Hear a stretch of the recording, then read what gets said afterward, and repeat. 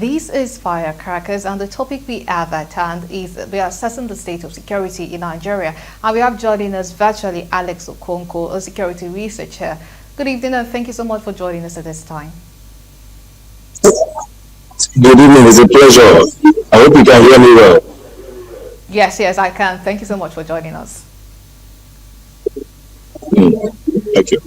Okay, all right. Now to the topic that we have at hand right now. Despite the fact that the Nigerian armed forces are making gains when it comes to apprehending bandits and terrorists and clearing them off, we still have the persistence of banditry and terrorism and insecurity in Nigeria, mostly in northern Nigeria. And if we are to look at the statements that the governor of Zamfara state made recently, that's Daud Lawal, saying that he knows where the bandits are in a state, but he cannot act because the security operatives in the state takes orders from the federal government in Abuja. What do you make of this situation that we have at hand right now?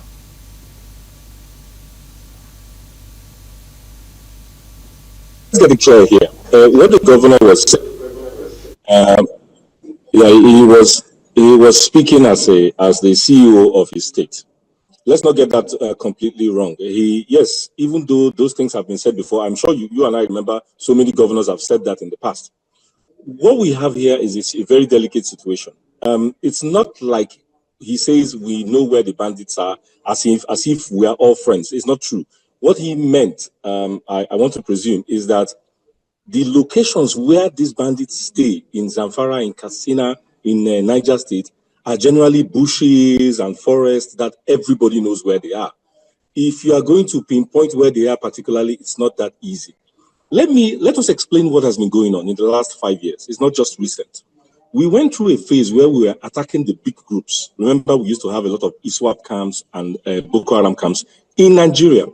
And so we got the Tucano jets, we got heavy equipment to dislodge them, so to say. What we have done successfully over the years is to dislodge those groups, those heavy groups. We're talking of 2,000 men, 1,500 men at the same time. They've been dislodged because we can attack them with those mighty equipment, jets and all that, armored vehicles and all that.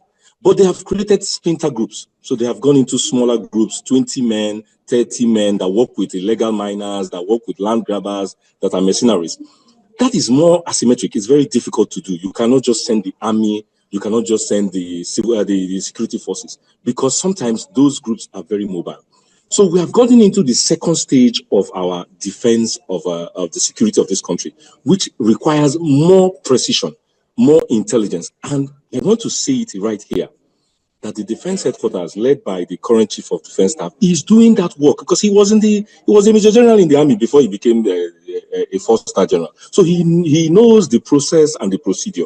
He knows where we've been coming from the big fights. Remember when we used to have mighty camps? We have to have mighty military camps in Bornu, in Benue.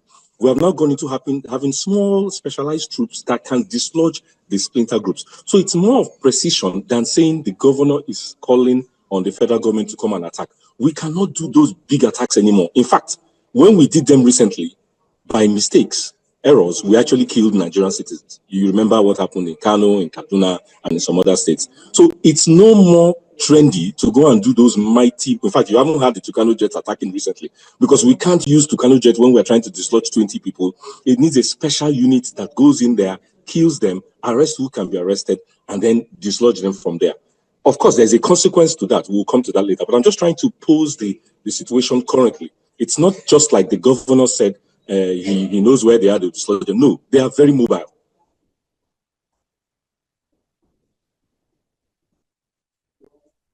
Of Nigerians are very quick to point fingers at the state government for their inactions. For example, up to now that there's farmer-elder clash in Benue State, people are usually pointing finger at the governor that what is he doing to curb these issues of farmer-elder conflict that is always happening. The same thing too in these states in northern Nigeria, that there's always banditry, there's always people going into the village to attack people. They are always blaming the state governor. And then we are having one state governor saying that he does not have the power to order security around. So what are we supposed to make sense of from that particular statement that he does not have the power? Is that truly the reality of the things that is on ground? So whenever we're having issues of insecurity, we should not necessarily point fingers at the governor, but then we should talk to the federal government instead.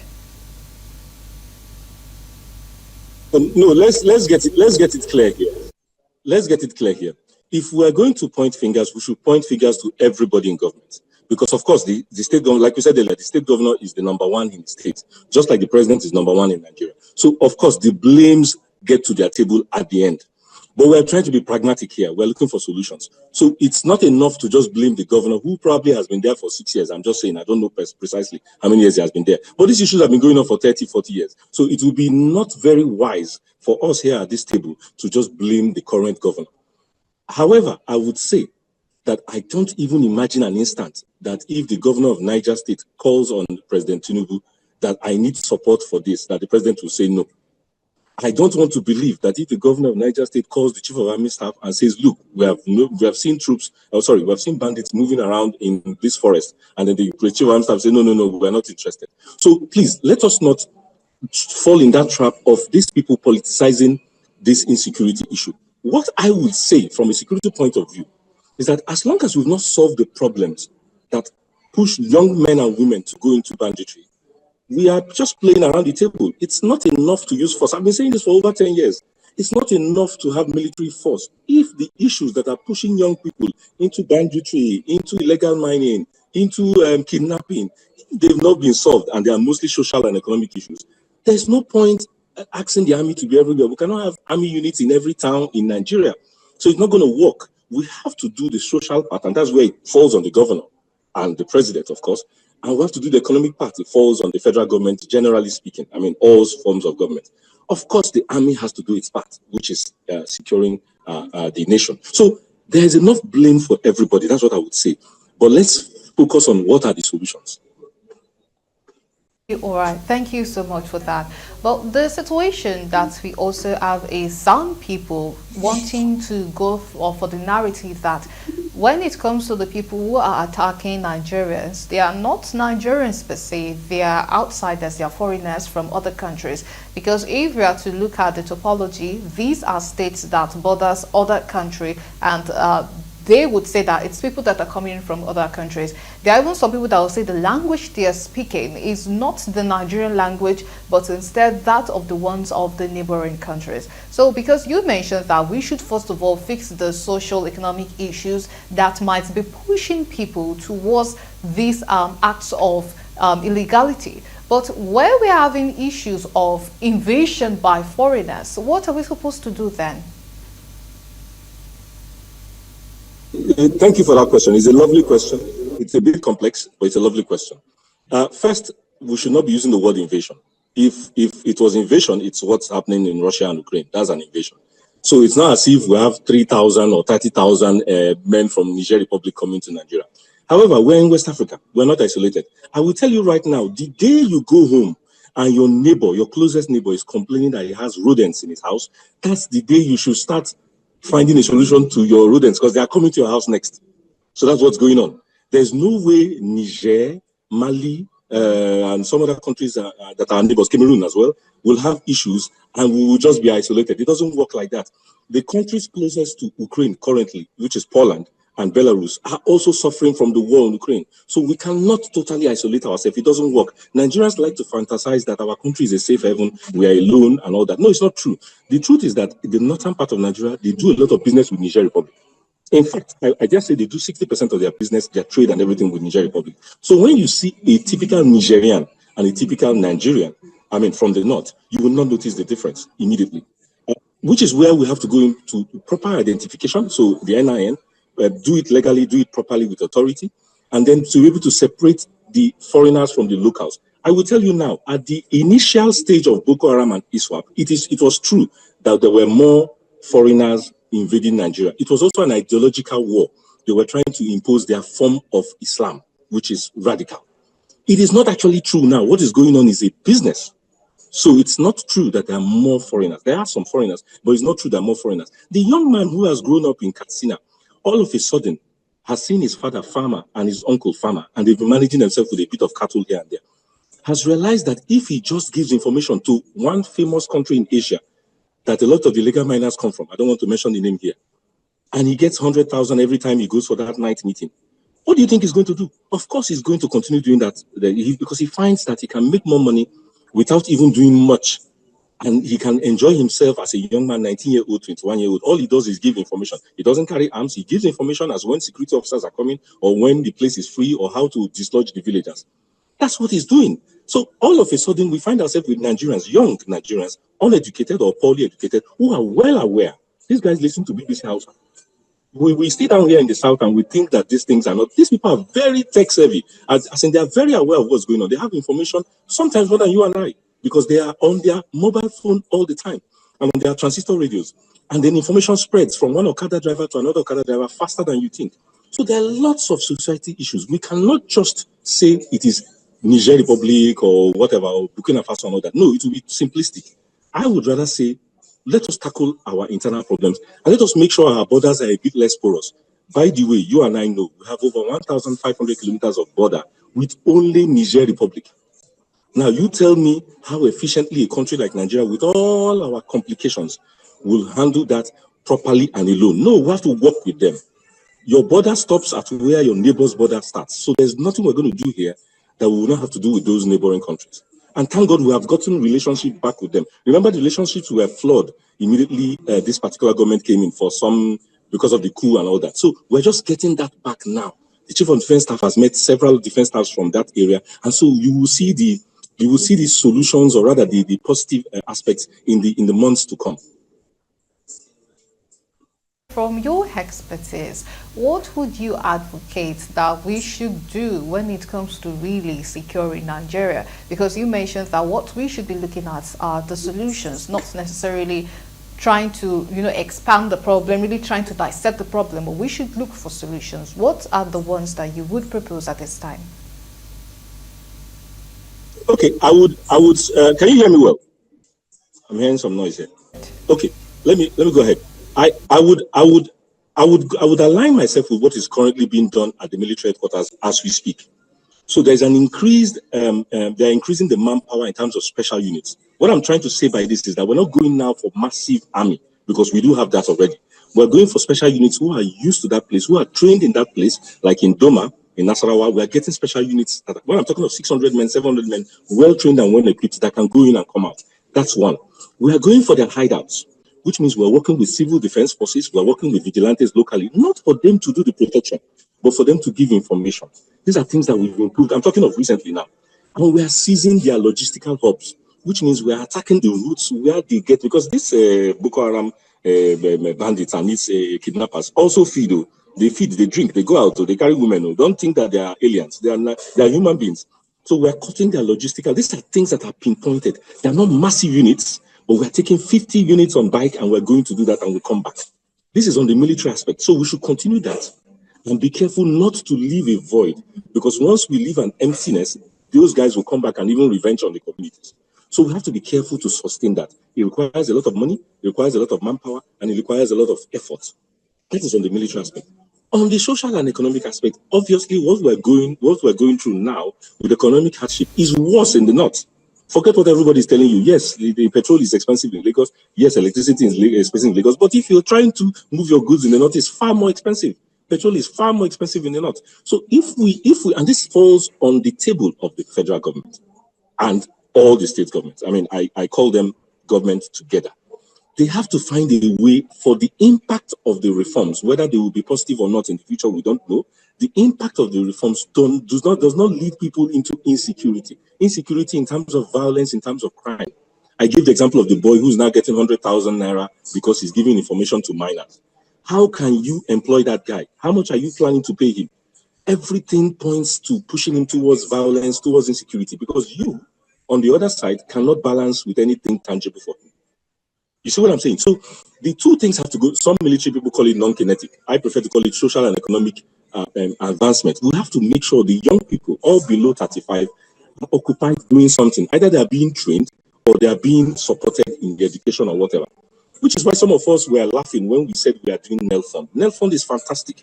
It's for already people who are emancipated, who know what they want to do. Out of the millions of Nigerians who are not in school, they are some of them, a very low percentage, but a very high number, because 5% of that could actually give you 500,000 people, are potential bandits or assistants to bandits or accomplices to bandits. So what are we doing, not just for the insecurity today, but for the insecurity in the future? So it is really purely social and economic. Let the military continue doing what they're doing, because there has been a transformation. There is more synergy between the security operatives. But are we compensating with enough social and economic? It's a real question we have to ask ourselves as Nigerians. From what you said recently, what are we supposed to do about regions in Nigeria that do not necessarily believe in education? Because there are some people that, despite the fact that some state governors made education free in the states, they provide lunch for these people, but then they don't really see sense in going to school, because at the end of the day, they feel like it's not really doing much for them. Some would discourage their children too from going to school, despite the fact that there is so much benefit that is attached to being educated as a Nigerian. And if we have this get rich quick syndrome too, if one person is trying to go through the normal route of doing things, and then he's seeing his friend who is doing some things that are illegal but is making so much money from it, would that not discourage that particular person who wants to go on the smooth way to success? Would it not motivate him to copy his friend who is doing that same thing? Because whenever government make an announcement, let's get you educated, we are doing free training, which I know the government does from time to time, but people are not really making use of the opportunity. Where do we go from there? Very good question. I will start by saying it is not because you're not going to achieve 100% success that you should not try. Remember that we are obliged to try. That's the first thing. The second thing is this: even in the Western societies, France, UK, Germany, for centuries, they had to make education obligatory so that people will have to go. And when parents did not take their children, they did not get the social security. So it's not as if it's just Nigeria that people don't want to get educated. A lot of Germans don't want to go to school. If we leave it to them, they want to get the social security and all that. So we must have to be inventive to make families, take part in education. Now, education I'm talking about is not that you have to get a BSc in literature. Be careful that education is civic and Please academic. Forgive me, we have to go on the commercial breakdown. And when we come back, we will continue from where you stopped. Thank you so much. Please, this is Firecrackers. We are currently having a conversation with Alex Okoko, a security researcher. And before we went to that commercial break, he was telling us about how it's not just Nigerians that does not fancy education at this time, but even people in some European countries, very developed countries too, do not really fancy education. Could you please go ahead? Okay, so like I was saying, the idea here is to make incentives, both social and economical incentives, that will oblige every parent, especially in the north, like you mentioned, to take their children into education. And I'm talking of basic education. Nobody's talking of university education at this stage. Let them get the primary and the secondary education. And even this can be done in Hausa and in Fulani. That I said education does not mean it has to be English, but it has to be contemporary education. We have to learn things that make us survive and live together. That's one.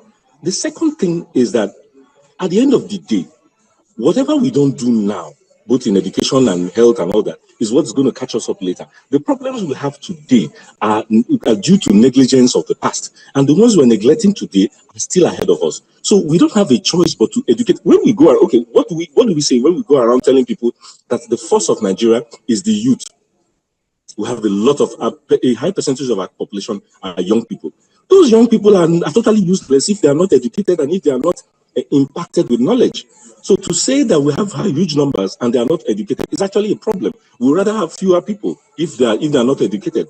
So we are obliged. It's not a choice. I'm not leaving it as an option. We are obliged to find out a form of education or the other to people below the age of 30. Otherwise, in the future, these are the criminals or potential criminals or bandits of the future. Let me give you an example. I met a young guy, very young guy, who sells these phone cases all around Lagos. He's not really making ends meet and all that. The guy was 19. And we had a conversation with him. And immediately I saw that by the time he gets to 26, selling those phone cases will not be enough. because he would definitely want to go out with a girlfriend or something, have his own house or something. And obviously, he will have to escalate from selling phone cases, which is okay now at 19. At 26, he will have to either sell or steal something bigger. There is no other way. So that guy has to be brought into the line of, let me say, legality, so to say, or property, so that he can find a way to his own life. What is he going to look like at 40? Is he going to be selling phone cases? So we have to be careful of saying, yes, the Okada guys who have 200,000 Okada people, and it's not a problem. No, it's a future problem. They will not ride Okada till they are 45. It's not possible. So what are they going to do between the age of 30 and 45? What are we going to do with all these men? And they're mostly men, 98% men. So we really have to go back into education, into training, and into making sure the society takes care of them one way or the other, because the solutions of the future start today. And that's for the part of getting all citizens of Nigeria on board education and doing something for them. But let us look at the communities that house this bandit, for those that they've not chased them out, if they've not killed them, but in a way they are cooperating with these bandits. Because the thing is, for every individual one mate, there would always be people who have experienced the bad side of them and people who have experienced the good side of them. So what are we to do about people living in villages or communities who have seen these bandits as their messiahs, because they are the ones giving them money, they are the ones providing food for them, so they have cause to be more loyal to them than they do the state government. What is the federal government or the state government have to do for people like that, so that they would change their allegiance, so to speak, to Nigeria and not the bandits? Okay, yes, that's a deep question, which many countries have not even been able to solve. I can tell you with my experience, these things again happened in several developed countries many centuries ago. I'm not saying it happened yesterday. Many centuries ago, people don't always find allegiance to their nation until there's a reason for that. Remember when we were much younger, you would be hearing one Nigeria, believe in Nigeria, patriotism. I'm sure you will remember in school we talked a lot of patriotism, because the military government at that time almost imposed it on all of us. While Nigeria was not doing too well, we were patriotic. And when people were going to watch football games, Nigerians went even to their neighbor's house to watch Nigeria play. That is a form of patriotism. To get back to that form of love, let's call it love, between the citizen and the country, we would have to also spread this. People have this feeling that Nigeria has a lot of resources and it's not reaching everybody. Whether that is true, a fallacy or a fantasy, I'm not here to judge that. But it is a fact that we know Nigeria has a lot of resources and we know we have a lot of poor people. But there's something going wrong in terms of inequality at every level. It's not just the federal government. It's at every level. We see governors live in opulence, travel abroad for holiday, when some people cannot feed and cannot have medication. If we don't face the basics, health, education, basic transport, we don't need airports as much as we're doing it. This is a fake project that people are doing. We talked of education, talked of health, talked of water, electricity, basic electricity. Nobody's talking about AC. These are basic things that every state should be able to provide for its citizens. You will see the love. You don't have to beg somebody to love the country. Naturally, people will wear the Nigerian jersey. People will carry the Nigerian flag. So you cannot be showing them opulence, giving money, donating money, and not showing them those basic things. Do you know why Nigerians travel abroad? It's not as if Nigerians make more money abroad. It's not true. But the money they make, most Nigerians are abroad are in the middle class or even the lower middle class. But that is enough for them to get the basic amenities of life. So it's not as if when they go abroad, I'm not talking of 100%, I say probably 80% of Nigerians are not living like kings abroad. It's not true. But whatever they are making is enough for them to live decently, and the world is decently. So as long as we don't have that, we will have security issues. It is not a tragedy, because we are getting there. We're a developing country. We're not a developed country. We're a developing country. We just have to find a way to share our resources almost equally, reduce the inequality between people, between citizens, and between tribes. We can see that. And then make sure that even the young man who is a plumber has a decent life. He doesn't have to be a banker to have a decent life. We should forget that theory that everybody is going to be a banker. It's not going to work. So I say it again. I said it earlier. Let us face the education, the basic education, which is primary and secondary. For now, those who want to go to university or tertiary education should know what they want to do. But there are millions, over 13 million, that we don't know what they're going to do yet in their future. And we will meet them up there when they become adults. There is no army that can stop that number of young people. So there's a lot of work on the hand of the federal government currently. I'm not saying they're not doing anything. They're doing quite a lot, but it's not enough, definitely. All right, so now we'd have to go back to the issue of state police, because recently the president mentioned that the reason state police is not being actualized in Nigeria is because some people are trying to politicize it. And from what the Zamfara state governor has said, do you think that if state police were in operation in Nigeria, then perhaps these issues of bandits and whatnot would have probably been a thing of the past, or well managed at this point?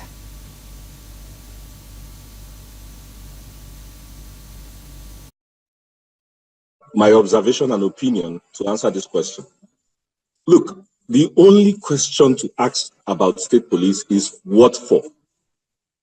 It is not whether we want state police or not. We all want state police, because state police can be many things. State police can be municipal police. They can be the ones accompanying children to school, making sure people cross the road, making sure you pay your local taxes, making sure you don't infringe on road laws. When you are talking of people to fight bandits, it's not state police. You need a special unit, armed to the teeth, well-trained, young men mostly, living in the area, geographical area, so they know what's going on there. That's different from state police. Those guys are armed, probably trained by Israelis or Egyptians or Venezuelans or Colombians. That's people that are used to fighting, banditry, asymmetric banditry. That's what I mean. So people are confounding, because we are fantastic people and we love fantasizing and we are romantic people. We just imagine that once the state police guy comes, he will now solve the banditry problem. Don't forget, the state police guy is going to be a cadet recruited from the state. So first, you have to find 1,000 to 2,000 people that have no criminal records, who are healthy enough, who are interested in the job, and I've given conditions. And then you recruit them, train them for 9 to 18 months. They become policemen, and you send them to find a bandit who has been living in the forest for 6 years. The guy will eat him raw. I'm telling you right now, you eat him raw. What you need is specialized units to fight banditry. That's one thing. But you do need state police to be able to relieve our conventional police from the little jobs they do in the state. So following the governor, following the governor's wife, following senators and all that, local government chairman, should be left to state police. Handling the documents at the state level should be left to the state police. That is what we need state police for. So let people not associate state police to fighting banditry. That is a complete fallacy. But we do need state police to be able to make our conventional police, what I call the federal police, to be able to do more of their functions. So CID, investigations, border patrol, control of foreign citizens and all that. There's a job cut out for them. You see what I'm saying? So let us not mix it up. State police, yes. What for is the question. And then we have to talk of legality, jurisdiction. What do we do? Because a lot of people copy the US or think of the US when we talk of state police. You have to be clear what happens when an offense is committed in a state, and then it concerns a citizen of another state, and then they go to the federal and all that. Let us be sure we're not going to be shooting ourselves between policemen of different states. First, we'll have 36 colors of uniform. That's what it means. And everybody, it will be a rainbow thing. We'll see 36 colors. Why would the Gombe state have the same color like Lagos state? There's no reason why. After all, the governors of each state are paying their commissioners, and the commissioners are chosen by them. So a lot of things have to be done at the jurisdictional level, at the legal level, before we even talk of state police itself. But I still say, and the questions I'm throwing back to Nigerians, is state police what for? Not whether we want it or not. We do need it. But what for? What are the functions that they will give to them? Okay, all right. Thank you so much for raising the point of people who, a special unit, who are well equipped to tackle the issue of banditry. Some people have also opined that perhaps the rural to urban migration might also be the reason insecurity is at the rise and banditry at the rise at these villages, because the able-bodied men who could have been able to defend their villages or protect families, they're no longer there. Most of them have moved to the nearest cities, and then these people is just like a place without fence, and then they're just coming in to do whatever that they like. But from your own expertise, do you think that the rural to urban migration might also be the cause why banditry and insecurity is so rampant, especially in secluded villages?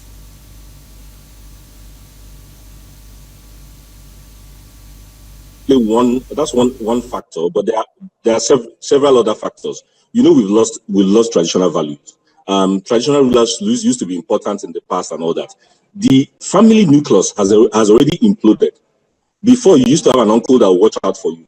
You dare not bring a car home and not explain to everybody where you got your money from. That has nothing to do with a powerful man in the village. It's the moral values that are dropping. Second thing, you don't, like you said, rural to urban, because the rural Nigeria has been neglected for years. No investments, no industries as they used to have. The fact of training people, mentorship. I'm not talking of government level now. I'm talking of private level mentorship, which used to exist in the 80s and 90s. Every uncle trained a cousin. All of us had a cousin that lived with us. That was a form of mentorship. Those things are broken because people are afraid. Religion has come in as well, extreme religion, both on Christian side and Islam side, to tell people that, no, don't touch that person, is going to kill you and all that. All those things have contributed. So our insecurity problems are multifaceted. That is why the solutions have to be several as well. Because banditry is totally different from land grabbing. It's totally different from the farmers' herders clash. It's totally different from the intra-community clashes that we have. It's totally different from the kidnapping. All these things have an underlying factor, though, that social and economic, like I said earlier, are part of the causes. But they're different, and they're totally different in the solutions. You will not fight kidnapping the way you will fight the herders. And in fact, in Kaduna, what is going on in Kaduna is Governor Uba has gone into negotiations with different factors so that they will discuss within themselves and find solutions. The problem in Kaduna, with Kaduna North and Kaduna South, dates back to the 1940s. It has nothing to do with the evolution of Nigeria.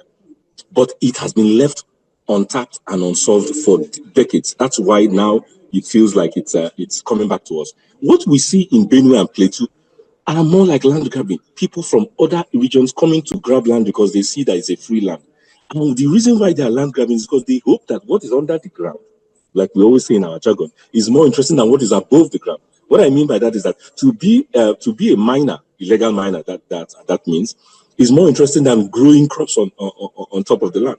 So if you find a pepite of gold, or you find some diamonds, or you find some copper, it's more interesting, it's more expensive, you can sell it and get better revenue than growing a yam or something like that. So a lot of things to bring us to these problems we have. So we have to also have multiple solutions that will help us grasp the entirety of the insecurity we have. But you're right. The real big factor is that rural people from the rural area are moving to urban cities within their states already, not just Lagos, but within their state. So people are leaving parts of Olu and regions of Olu and coming to Owerri. It's true. So Olu is a bit empty. And the same thing goes on in Katsina, same thing goes on. But that's development. At the end of the day, it's development. If we don't develop the rural areas, it will continue. Why would you tell a young man to stay in his village when there's nothing there?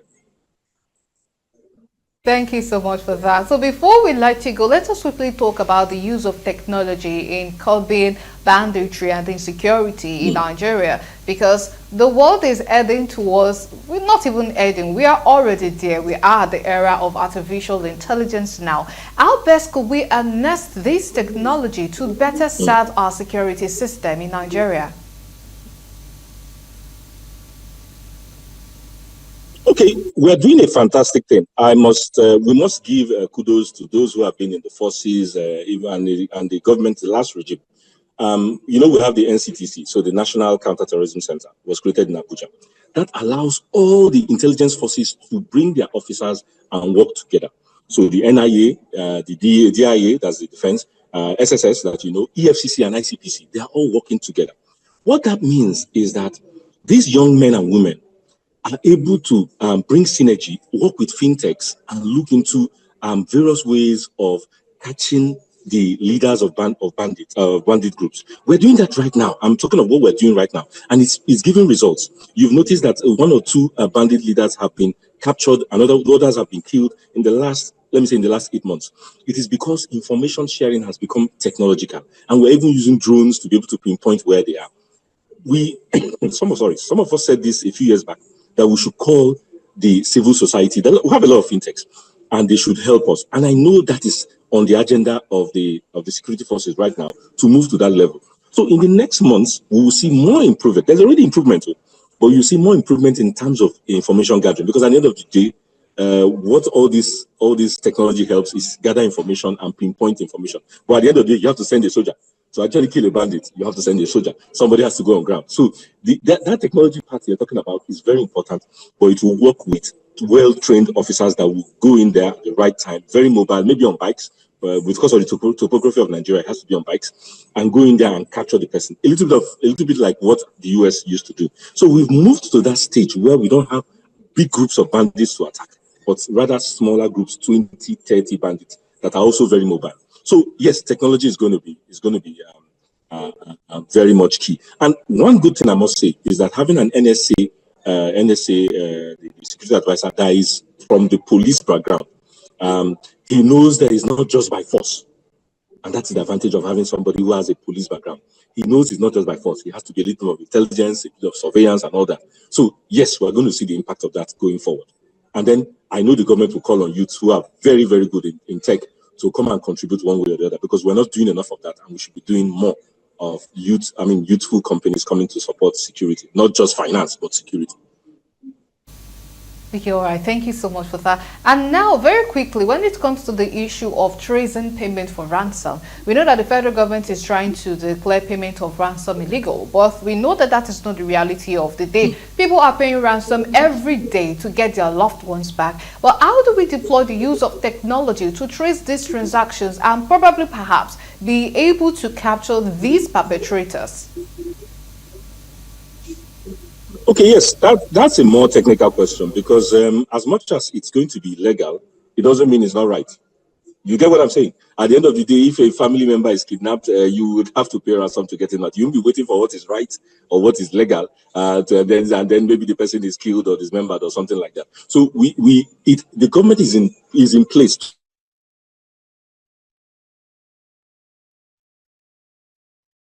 All right, many thanks to Alex Okonkwo for joining us. It has really been interesting. He is a security researcher that just joined us virtually. We truly appreciate his input on this topic that we're talking about. That is the assessment of the state of security in Nigeria. And I hope that you have learned as much as I have. So